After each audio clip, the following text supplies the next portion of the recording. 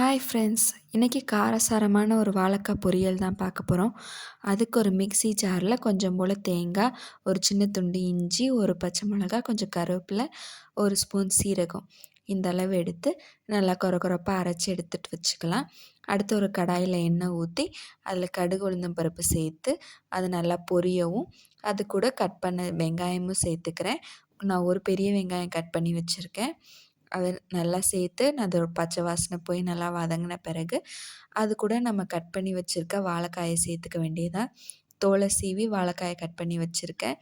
அது கூட கொஞ்சம் போல் மஞ்சத்தூள், உப்பும் சேர்த்து லைட்டாக தண்ணி தெளித்து க்ளோஸ் பண்ணி வச்சிடலாம் வாழைக்காய் வேகிற வரைக்கும். வாழைக்காய் நல்லா வெந்த உடனே இது கூட நம்ம அரைச்சி வச்சுருக்க அந்த தேங்காவையும் சேர்த்துக்க வேண்டியதான். சேர்த்து நல்லா கிண்டி விட்டுட்டோன்னா நல்லா காரசாரமான வாழைக்காய் பொரியல் ரெடி. இதை நம்ம ரசம் சோறு, தயிர் சோறு கூட வச்சு சாப்பிடையில காம்போ சூப்பராக இருக்கும். கண்டிப்பாக ட்ரை பண்ணி பாருங்கள்.